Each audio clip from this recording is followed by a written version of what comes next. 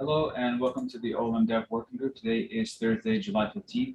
On the agenda, we have several items from John Hunkins and Chris.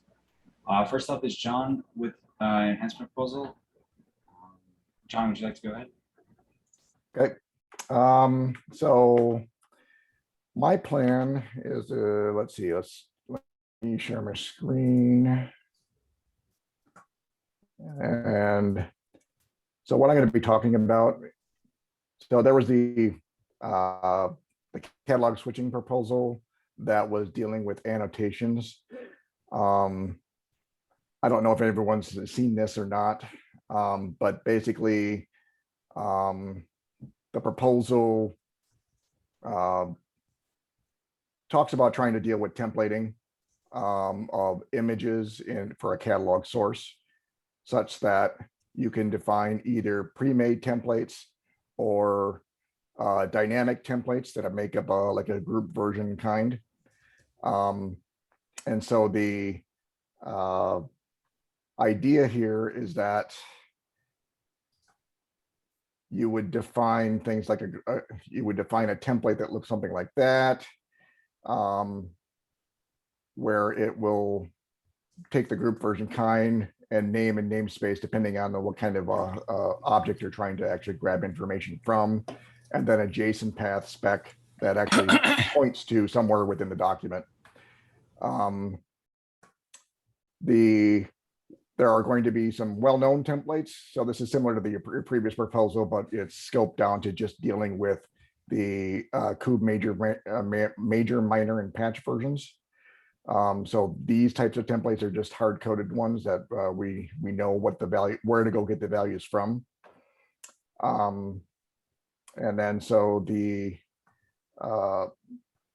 example here is that there is an annotation that's defined where you have an OLM catalog image template annotation that has the templated values inside of it. And then it is the responsibility of a controller to actually go through and figure out and resolve all of these various values. And if it can resolve it, to go ahead and do the update for the image. So then the basic example, let's see, it's jumped onto here. So if you are unable to be able to render one of these values, the status section has to be updated appropriately to actually say, okay, this message says that, I couldn't find the Kube major version. And then, in this one example, I couldn't find this particular group version kind. So it couldn't actually be resolved that way. And so the point here is that the resolved image in the status section says, here's what I was able to resolve and what I wasn't able to resolve. So you can see a representation of what has been rendered up to this point, because as you go through, you may fix something or you may add something or whatever. Let's say you add another group version kind that actually, you adjust something and it makes this thing available for whatever reason. Then eventually, the next time the resolver comes around, it'll actually be able to fill in that value, and you would see that it was whatever the value is and what the JSON's where in the document that it actually pointed to. And if it's if you were successful, great. We'll also should probably put a message in there, and should also say this is exactly what this is the value that actually got resolved. So to date, I have an implementation for this that is in progress. I currently let me walk through some of the code here. So the basic idea is that I'm trying to leverage what's already there in the catalog operator. So just before you get any further, John, so just to make sure everybody's on the same page. So 2 weeks ago, we talked about a proposal for how we could basically modify the catalog source image, and we kind of went back and forth on two extreme different options to do that. And I think we settled on some Slack with Evan and others on this proposal. I think Kevin, you were involved as well. As this is a proposal that we wanted to go through and implement. So what John has is he's got an enhancement proposal which we would like to have approved, merged, however that process happens, right? So that's half of it. And then John's also putting together an implementation to actually satisfy that. So he's going to have some questions on maybe how we do that, but I think we need to make sure we're aligned on the next steps and how do we actually get something like this moving forward. Yep. So I guess, yes, that is the first point, is that, you know, if this enhancement proposal for doing catalog switching using an annotation, if that's something that we, you know, that the group thinks is a good plan, then probably makes sense to try to, you know, merge this particular PR, I guess, and lock it in, so to speak. And then I can go through the process of actually talking about, well, you know, what the actual implementation is the one that I have so far. So I don't know, I guess maybe stop there for a second and ask the question, you know, has anyone looked at this proposal? Maybe that's the first question. Yeah, so I think short answer, I think at least Joe and I have both taken a look at this. I don't know if anybody else on the call has taken a look. I am of the opinion that at a high level, I think it's a reasonable thing for us to do. I imagine that we probably need to work through some of the details just to make sure that we have something mergeable, but I think at a high level, I don't know that I have any major huge objections anymore. I know I've been throwing, I know in Slack, I've been kind of throwing around some other ideas around creating a separate controller. I do still think that long-term, that's kind of the thing we probably want to do. I haven't had the time or effort to come up with an alternative proposal though. So in lieu of that, I don't know that I have the staying power to say no when I think this is, for the most part, pretty reasonable in scope. I have one question. So I think we all kind of thought the annotation method is good because it's not really an API. It's something that can kind of more easily be changed, kind of getting at what Kevin was talking about, where maybe there's a new API that we want to introduce in the future. But I'm a little curious, was there discussion of the status block and like having a new field on the status that like directly referenced basically the fact that this annotation is an API? I wonder if there might be a better way of conveying information that doesn't become part of the catalog source API, perhaps like an event rather than something on the status. I'm just throwing something out there. If you guys have already talked about this, then that's fine too, but I just was curious. Yeah, so I think we have a disconnect, I guess, so we have annotation inputs, but now in here we have status outputs versus spec inputs and status outputs. So I'm not sure I'm not sure what the right answer there is. You know, annotation inputs imply to me like event or annotation outputs. Is that what you're kind of getting at? Yeah. So do you have a pattern for actually dealing with output that goes back into another annotation, or what's the process by which you would do something like that?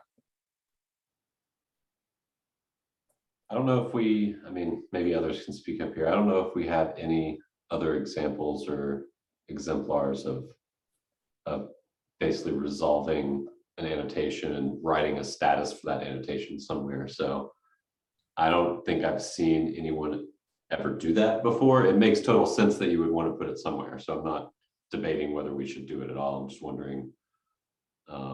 I guess what I'm saying is if it ends up in status, that seems like it's a first-class field now and something that basically makes the annotation permanent. And if that's going to be true, then in my mind, it might as well be in the spec. Yeah, so I'm jumping ahead a little bit, but one of the things that I was going to add to the Let's see if I can actually get to the part where I want to show.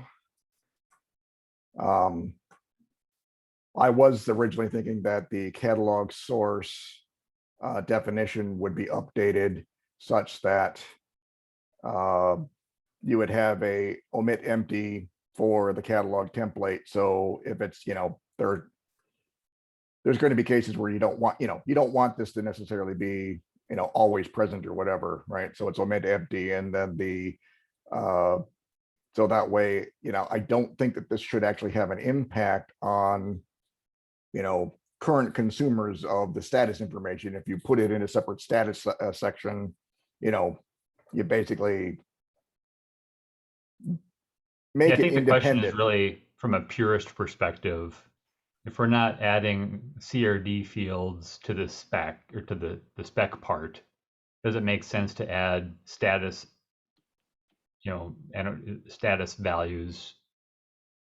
Or does it make sense to have them be one-to-one? Like if you're adding annotation inputs, put your status back in a different annotation on the output, maybe. Yeah, I mean, we can certainly do it that way. So, I mean, I Like I haven't gotten, said, I guess looking at I think I understand what Joe's saying too, but I mean, do we have to change the status? If you went back there and looked at that, John, I mean, it has a generic message and string, right? I mean, can we just, or reason or something? Can we? well, but the message, this message and this reason is controlled by the catalog operator, so it's going and updating status. And so it's the status of, Okay, what it's is- just what- one status. It's not a map or array or something else. Yeah. correct. Got it. Yeah, I can say to this a little bit actually. This become apparent recently that I have done twice already, that adding the conditions into to certain OLM object status, because what have been happening so far that you can see on the status block here, that I'm not sorry who is talking right now. I'm sorry, is it Chris or John? We're talking the screen that you see right here. this is John. This is John. John's screen. Yep. Yeah, I'm sorry. I just tried to, my brain it completely lost me for a second. See that it's just a bunch of custom field, which is controlled by the, I think this is a catalog operator controller that actually doing all of this, and it's switching to the point that it's no longer sufficient anymore. If you having certain new feature adding to the catalog source, that you basically have nowhere to add any additional information regarding certain spec changes or anything that you process further with the catalog source. So you probably need to add a new field name conditions, which is a pretty typical thing you see a lot in the CRD, for example, and there's a few OM objects recently I add that condition field to enable it to be having certain condition for the status that you can continue adding over the time without have to add a new field every single time, because the condition is just an array where you can add more stuff. Yeah, Kevin just post on the chat, for example, that operator conditions object. So I think if we're going down that road, we should do the same thing, because maybe in the future we're having another feature for catalog sort, who knows? And we cannot continue adding a new field to the status block every single time, instead of having it an extendable array of condition where you can write in a new condition if something new been processed.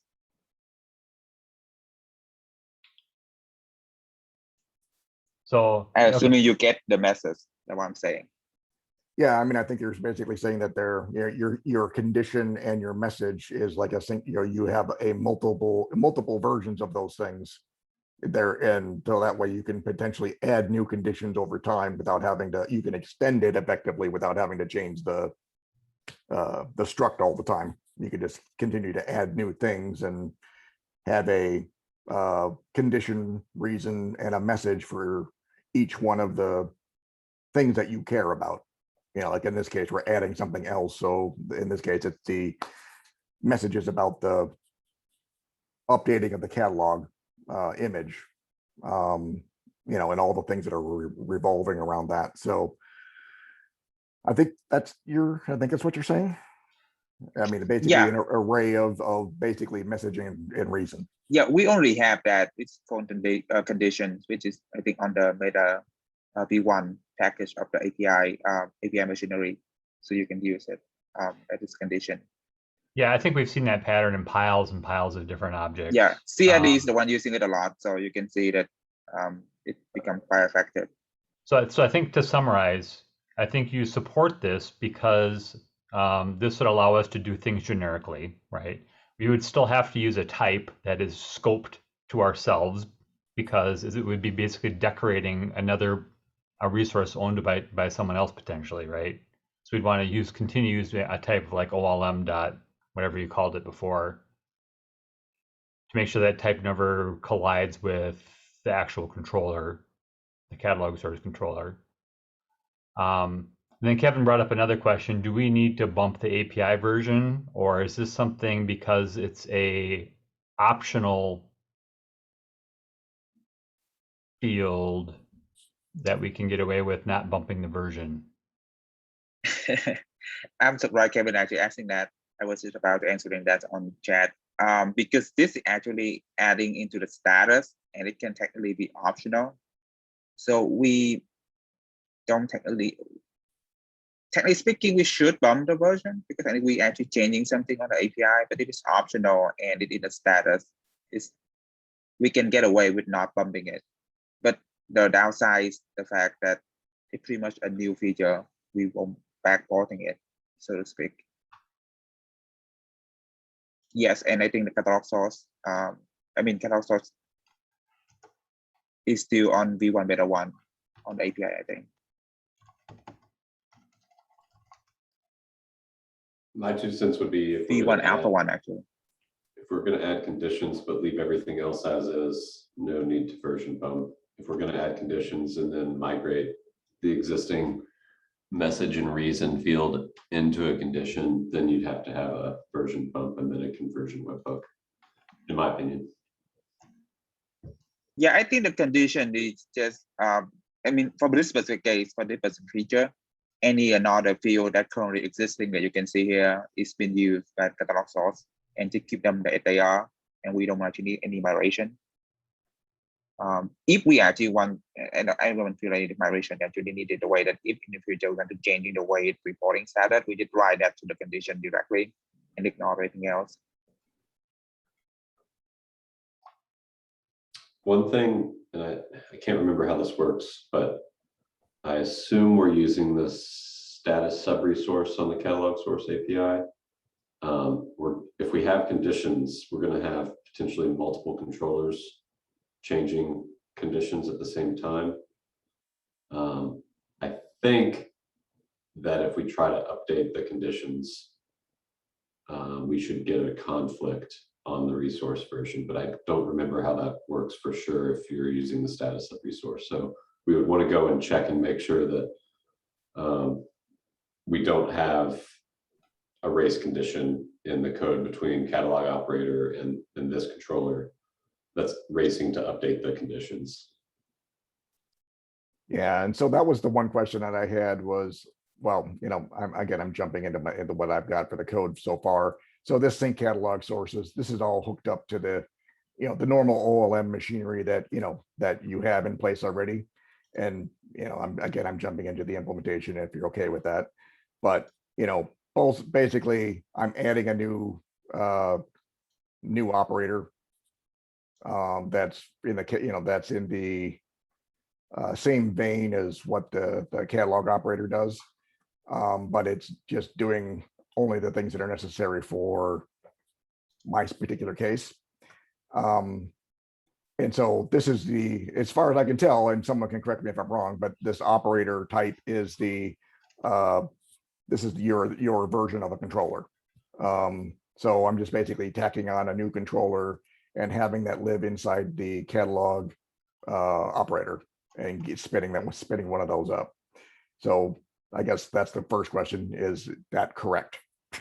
I assume it is, but I just wanted to make sure and validate that. It is, but you don't need to do that way. You can just bring a more typical controller, similar to how we do with the adoption controller on the on the OM side. So in the OLM operator, sorry. Yeah. So like in this operator, Yeah. OM, and you can see what's there. go to the I top can't remember here. where the code is.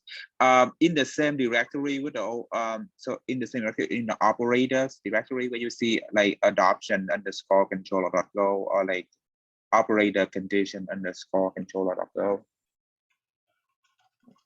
Conditions. It's a file, by the way. I'm just saying. Sorry. Oh, operator conditions. This guy. Okay. No, it's not underneath OM. It's underneath operates the parent directory. You roll down a little bit further down on that list, you can see a bunch of adoption controller, operator controller.go. You repass it. It's literally Oh. around the top. Adoption controller. Okay. Oh, Yeah, yeah. okay. You can write something more similar to that. I think that's using control on time. I think you know correctly. So you can do something similar to that. So you don't have to do the whole new operator thing. Ah, okay. So it's a different mechanism. I didn't see that that was Yeah. something that, I mean, okay. it's an option for you, so you should explore it. That's all. I'm not saying that you have to do one way or the other. Okay, but either one would work potentially. I could either use this version Yeah. of it. All right, I'm Yeah. just going to I'll take a look at that code later. I'm taking notes for you. Okay. So at any rate, the yeah, so basically all of this is just, you know, all the normal machinery to set up watches effectively. So for watching for catalog sources, and then in this catalog source function that gets called when the, you know, the syncer and whatever and the informer actually fires off the stuff. You know, this guy should be getting the, you know, a catalog source.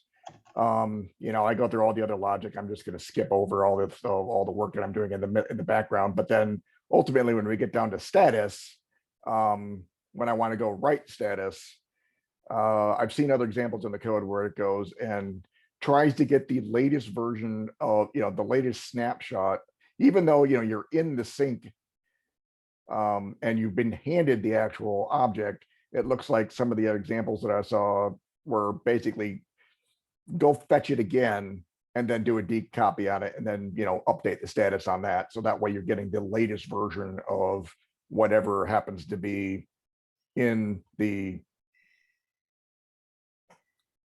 server copy of the catalog source. So, and so I think the point about race conditions and whatever, I think, you know, they're trying to mitigate the problem of, well, somebody else may have already gone and updated. So this is like a last check to say, go grab the information that's, you know, current in the server, make a copy of it, update it, and then hopefully we haven't overwritten somebody else's efforts. Well, so like, I think what I'm saying is, if you get the catalog source status update and then you just overwrite the entire status there, it's possible that the other thing that updated in the meantime will have changed something in the status and will have stomped on what the other controller added to the status. So we have to be very careful about only changing like the one thing, which would be like this one status condition. I thought there was an optimistic locking check that made sure you didn't do that. The update would fail. There is, which is, it's based on the resource version. But if you Right. go and just write the entire, like, at least in this code, it looks like we're just saying like, use this entire status instead of the status that's on there. And what I think we probably would need to do is say like, use the status that's on there, but add this one extra condition to it, or delete this one condition and add this new condition if we want to update the condition, right? Because another controller may have just added another condition that we don't care about. And if we don't keep track of that, then we stomp on it. So yeah, so that's why I'm proposing using the condition in the first place in the status block, because literally they're providing the entire value on the in-cab machinery for you to just set the condition specifically, and you only touching the condition block inside the status instead of having to deal with status entirely. So that way it's safer that way. They give you the method and everything for you to use. Yeah. Another thing just to be aware of, and I don't know if the API machinery does this for you, but you can get into like reconcile loops that go back and forth forever if you reorder the conditions. So you have to make sure to preserve ordering too. So it gets a little complicated, but nothing we can't solve, just something to be aware of. no, and that was the reason for bringing it up, was because I thought like, well, trying to find out exactly how you're currently doing status updates. And this is just literally just copied from another section of the code. But where, like I said, trying to go find the latest and then update the whole status. But if you're sounds like you're saying that that's probably insufficient, and something else needs to be done here. Do you have any examples of the right way to do this sort of thing? Could you point to anything, maybe? We might not, only because we might not have two different controllers trying to update the same fields at the same time. Like the other code might work fine because it's the only thing ever touching it. I can't think of any. So, I mean, I guess the question is that this does beg the question, does it make sense for there to be some other type of object that this controller actually, writes its status into, so it's separate? I don't know. I'm just spitballing as ideas on to try to avoid that potential problem. Or like you said, to try to maybe do, updates into the annotations, or I don't know, something else. Well, can I, just a sec here though, just so I want to make sure we're clear. I think the proposal is to add conditions to the status section, right? The proper conditions and make it optional. That's what we were saying, right? Seems like it. Yeah, so Yeah. then if we do that, I mean, in this case, John's going to be the only one that would be using those to start with anyways, right? That's Yes. true. That's true. But that seems like like if we go in with code that says this thing owns the conditions forever, it would be very easy to introduce a bug later, right? Well, yeah, I guess I'm just saying, I mean, so we're going to use conditions, and I think, Joe, like you're saying, there's best, preserve order and make sure you only touch, your element in the condition array and that sort of thing, right? I think that's what you're. Yeah, that's all I'm saying. Yeah. Okay. So. Okay, well, that's fine. That's a direction to head then, and know what to do for that. Okay. Let's see. So I guess the question, okay. I guess the question is that number one, enhancement proposal as it is, probably okay. And we should go ahead and just merge that. I would say we need to update that, John, just to put in the status that we're gonna not do it with that. We're gonna add conditions there, right? Okay, sure. Yep. No, that's fair. So I guess if I go and do that update, who do I poke at to say, hey, this is I've updated the information and it looks good, and get it merged, so that way we can say that this is the path we're heading down. Is there, I guess I don't know your normal process, so. For I would say probably the best would just be to ping us in the OLM dev channel in the Kubernetes Slack. Yeah, why don't you add a conversation item to that, John, with our meeting notes which I've typed up inside our agenda for this meeting. Just put those in there, and then just say, hey, I've made these changes here per this meeting. And then, yeah, poke everybody on the dev channel saying, hey, I really would like you guys to review this so we can get this merged in as soon as we can. Yep. Yeah, and so, yeah, because I mean, my deadline for all this is supposed to be the 23rd, and correct me if I'm wrong on the game plan here. So that's why I'm trying to, I maybe have jumped the gun just a little bit in terms of actually doing an implementation before we actually got the enhancement proposal done. But given time constraints, I figured I needed to start doing something. So, I guess the other question here, does anybody want me to go into this in any deeper, I mean, the overall plan is you've got watches for the catalog sources and dynamic watches for arbitrary group version kinds, which then has to go in the implementation currently goes and stores all that stuff away, and then retrieves it later when it wants to go to try to go, update this particular catalog source because it doesn't have things that are templated. It will go and grab those values. If it can, if errors of any kind, or if they're missing values, that will result in the image source, or the image reference to not be updated, and the status section will be updated appropriately. So, I mean, that's the overall flow. So, I don't think you probably need to go through the whole code, because eventually that's a code review. Someone can look at it and actually evaluate the actual code. But I guess the only other question that I had then is from the testing. I don't have any tests. I don't have any unit tests, and I don't have any end-to-end tests here either. So I need to go through that process. I think the one that's going to be the tricky one is actually trying to switch over from kube version, kube version to another. I don't see any way I can actually do that in the end-to-end tests, for example. So I don't know how I can actually test that.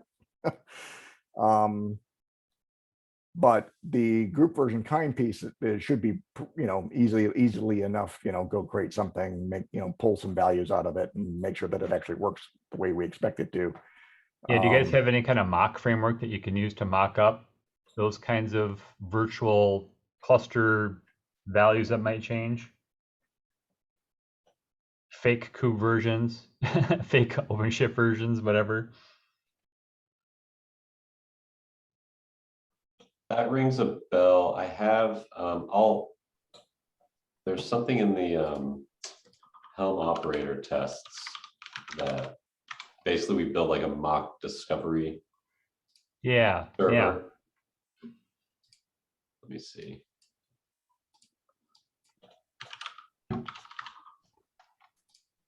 I can look for it in the background. I think I can point you to something that would work fairly well.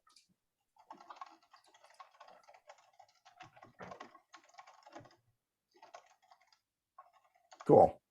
Well, that would be helpful.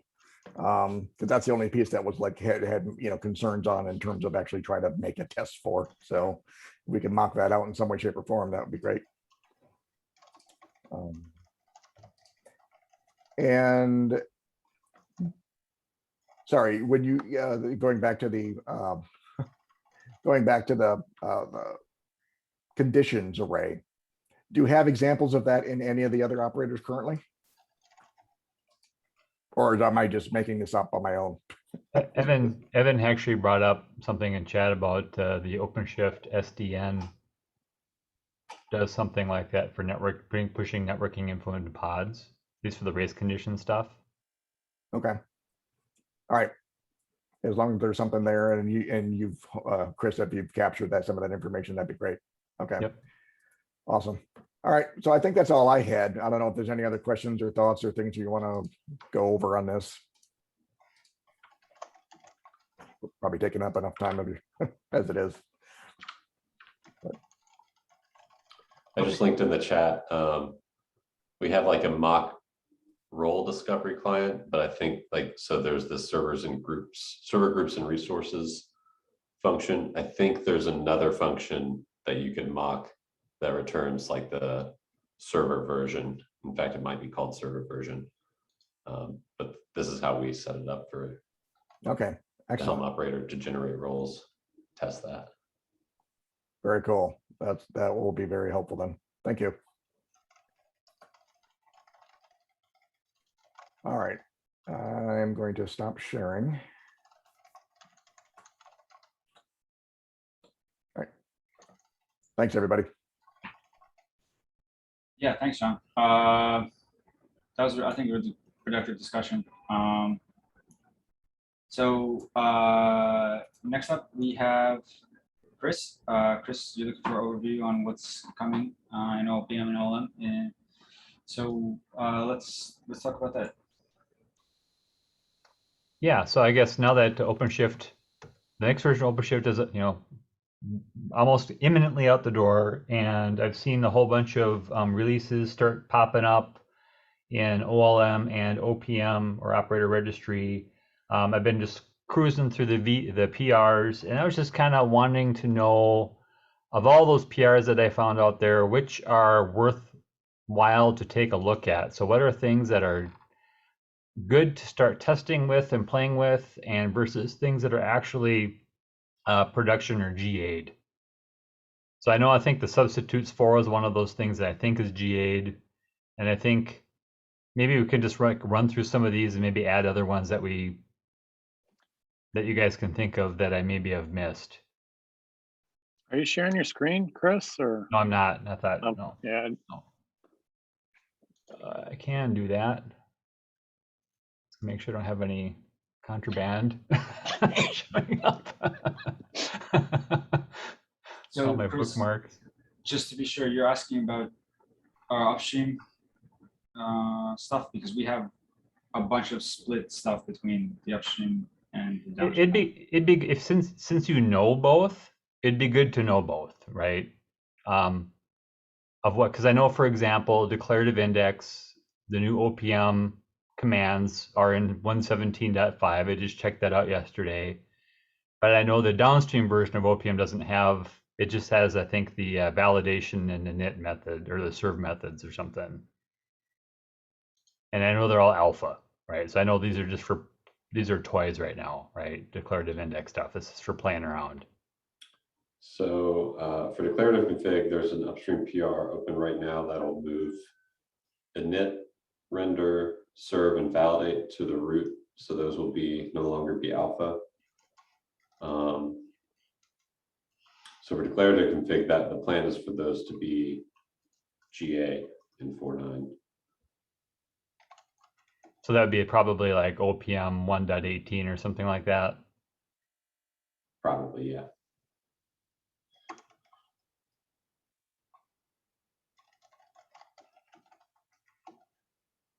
Okay.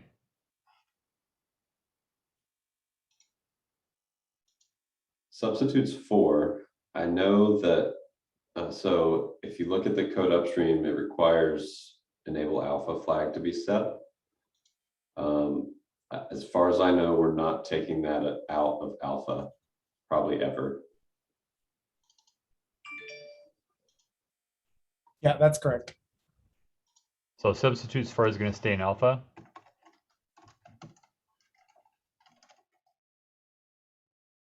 Okay. So that's something that's just temporary because of the declarative index stuff.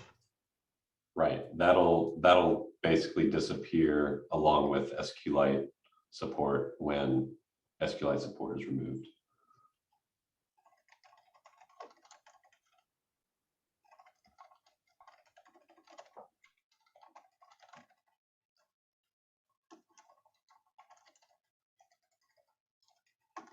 Okay. And there's nothing in declarative config that does substitutes for either. So it's just for SQLite.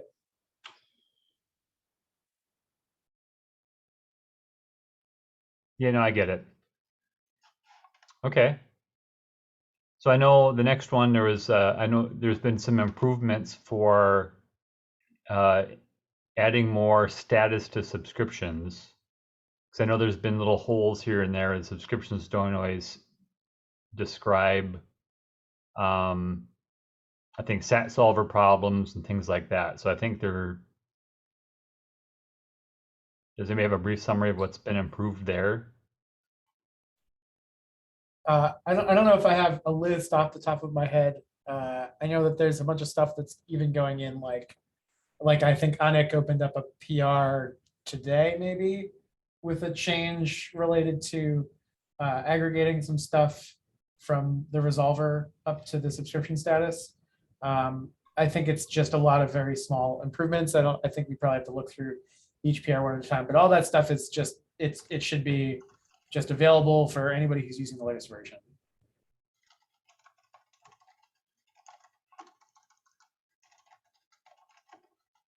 Okay.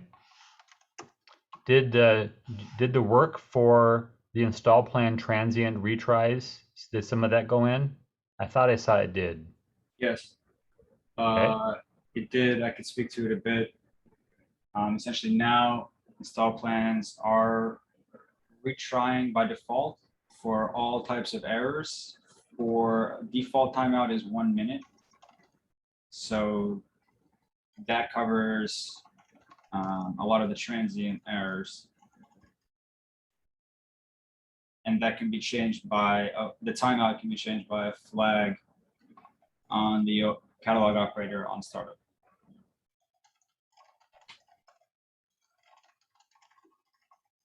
So it's just the env variable or something to it, or a parameter to the. Yeah, like a timed duration. Yeah. Okay. All right. And then I know you guys have been adding the new properties. So you can add arbitrary properties to a new or is that a manifest? I guess this is a new YAML file.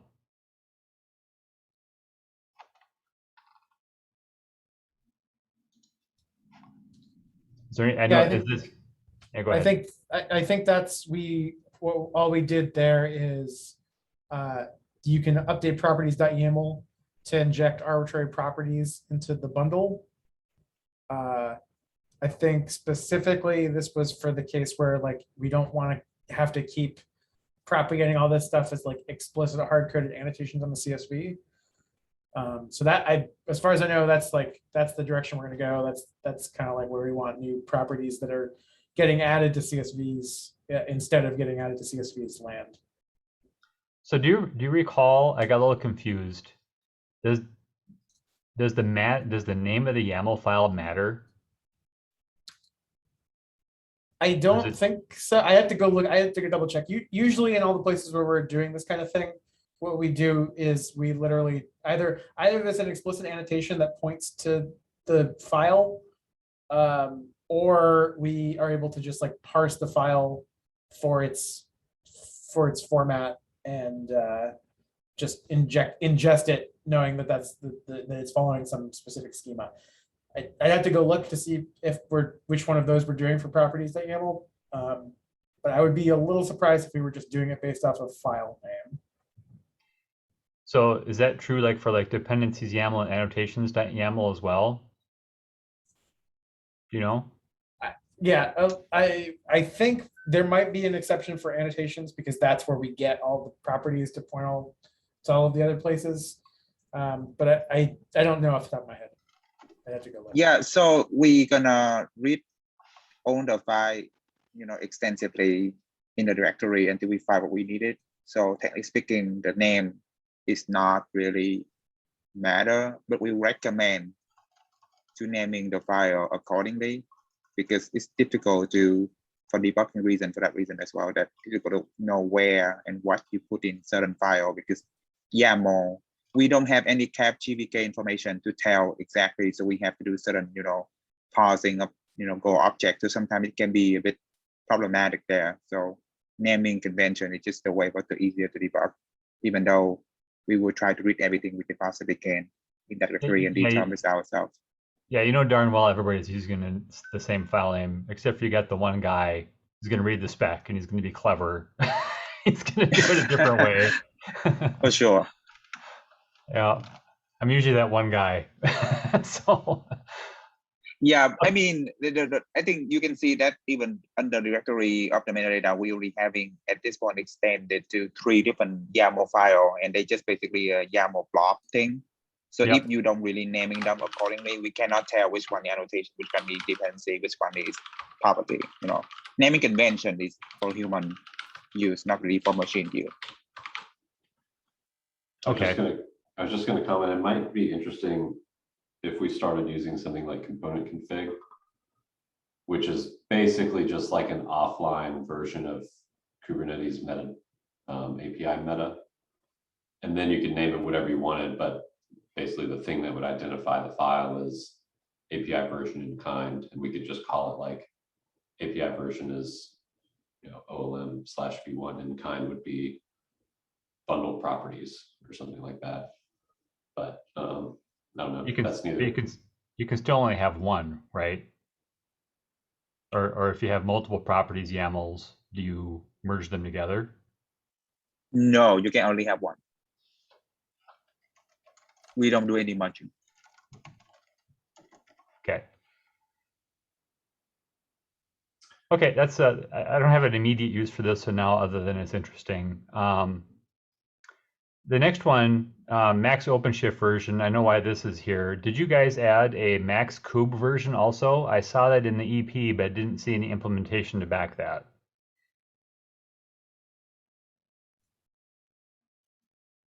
No, there's no implement. So I want to be careful because the only thing that was implemented for Max OpenShift version is gating OpenShift upgrades. It does not do anything in terms of install prevention of the operator itself on a given version.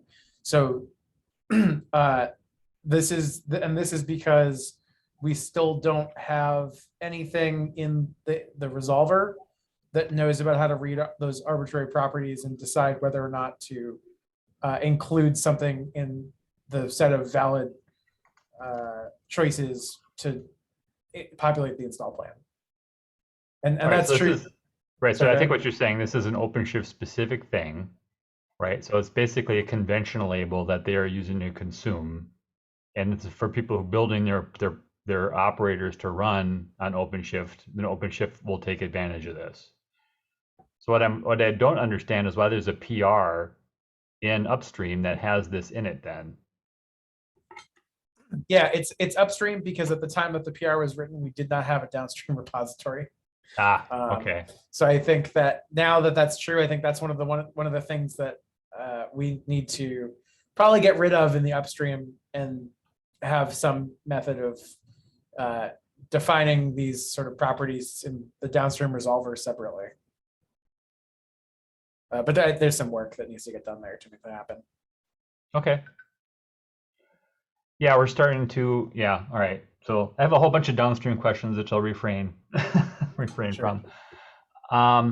So the next one, the deprecate stuff, I noticed there's a bunch of, so we talked about the deprecate bundles and channels capability that was kind of added several months ago and then kind of put on the shelf because there are a lot of problems with it. Now I've seen a new flurry of activity for PRs for that.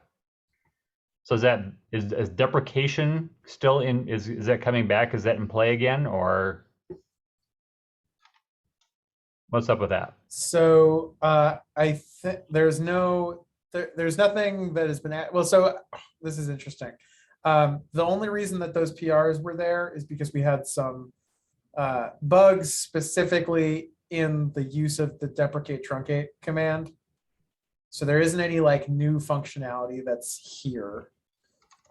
But I think that it probably, so the thing that we probably can do pretty easily, if anyone wants to spend the time to do it, is we have the arbitrary properties change, right? So we should be able to add a property to a bundle that says it's deprecated. The thing is that that's not like super useful because you want to be able to deprecate the bundle after it's been removed, or after it's already been inserted into the index.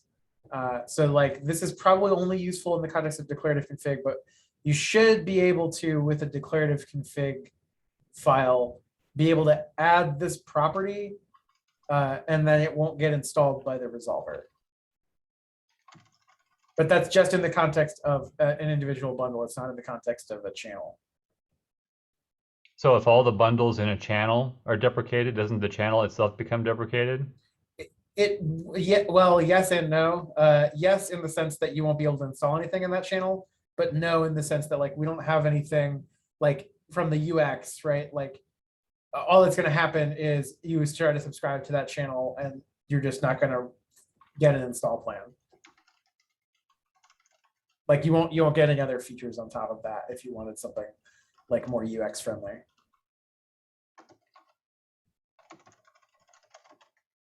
Okay, we're struggling with this because we've got lots, you know, we've been doing operators at the OLM for quite some time, and now we've got some baggage.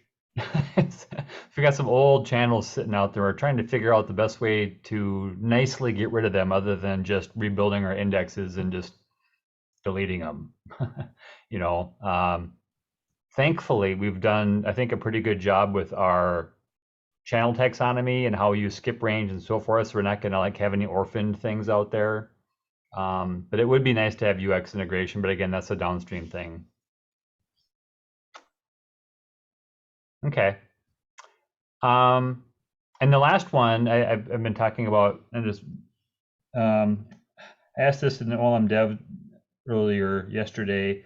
So John was talking earlier, had integrated a feature for another purpose, and he basically promoted related images and skips to be part of the CRD, so those can be preserved now. So I guess I wanted to make sure everybody was aware of that side effect. And I guess, do we know when that did that make it into any releases at all that we're aware of? So it would have been an update to the CRD, at least the V3 schema portion of it. That's a good question. I don't know when the most recent time we updated because basically we would have needed to update the vendor for the OLM repository to point to the newest API. I think I was the one helping John watching that here. It's most a while now. I think it's only been a few months. I think. This is and May. we only replaced OM with the newer version of API report already. So from the upstream versioning, I don't remember if we released a new OM upstream recently or not. I don't remember exactly, but this should be in the latest of OM. It looks like it's downstream. I'm sorry. It looks like it's downstream already. The skips and related. Yeah, images it should be. Do you know if it made it into 4.8 downstream? If you must it in May, then it should be in 4.8 downstream. I don't think that's true, right? 4.8 had feature freeze all the way back in April sometime. Isn't it? Wasn't it? Then it's not that. If the feature Yeah. free were that early, then it's not gonna make it. Well, I'll find out at some point here as soon as I can get a 4.8 installed. Yeah. Okay, we're almost out of time, I guess. Are there any other noteworthy things that my team should be aware of new features or fixes that would be interesting, things that you'd like us to take a look at? We're going to be obviously looking at all the new API stuff coming down the pike, and So I know we're having some ongoing conversations about how to deal with this right now, but do you guys know about the Cube API deprecations in 122 or removals in 122? Oh yeah, we're shifting that whole mountain here. Okay. Already, yeah. Yeah, that's a big one. Because it's going to be a big problem in I think it's OpenShift 4.9 that has Cube 122. So. Yep. Yeah, we're doing the same exercise you guys are doing, moving everything with V1 APIs and all that fun stuff. Cool. Thankfully, 4.6 and 4.9 share V1. So at least we can run in parallel on those things.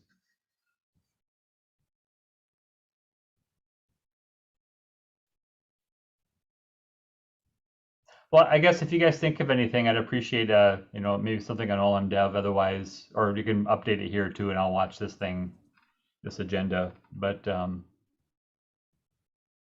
that's all the questions and comments I had. Can I circle back real quick to, I think the notes that were taken up for what John Hunkins was talking about. Are we gonna bump the version? Or I thought we said we were not gonna do that. Of the API. So right now we're at V1 Alpha 1. So I think that the way I understood it is that somebody wanted, I think it was Joe or somebody who thought it would be appropriate to update it to V1 Alpha 2 since we're adding, maybe it was Anik who said that. Yeah, I don't think we need to if it's an optional field that doesn't break anything that exists. That's my 2 cents. I would like to not do that. Yeah, that's what I want to just clarify that. Yeah, that sounds good. And then for the condition, we want to use like the standard kube condition. So that value would actually be called or condition or whatever the right term is, not operator condition in the status field, right? Just a standard condition. Okay. Correct. Yeah, so I think I posted in the chat what I think was being referenced to in V1, where like you had no condition or whatever, where basically it's the name is actually conditions, and it's just an array that has well-known, like the type and status and, those kinds of things. I think there was actually I think even in our squad, I think we actually had a document that actually referenced status conditions and using that as a standard thing. So I think this matches what we were talking about doing, or at least some of it anyways. Yeah, that's what I wanted to just clarify. We're using kind of the standard condition array with the fields that, the type, last update, whatever those 4 or 5 Yeah, values are. type, that are in a reason, condition. message, and stuff like that. Yeah. Yeah. It should be Okay. on the API machinery repo. Yeah, I just linked it. This is what we should use here. Correct. It's already been used on the operator condition and operator root on OLM already. So we should follow the same training. And obviously this is you on CRD in case you wondering where all the condition is. Okay, thanks, guys. I just wanted to get it right. All right, I captured all that. All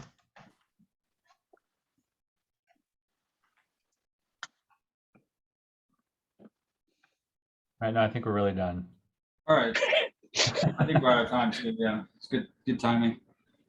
All right. So yeah, thanks everyone for coming to the working group meeting today. I think it was very productive. And we'll see everyone at issue triage next week. Thanks everyone. Thanks, everybody. Thank you.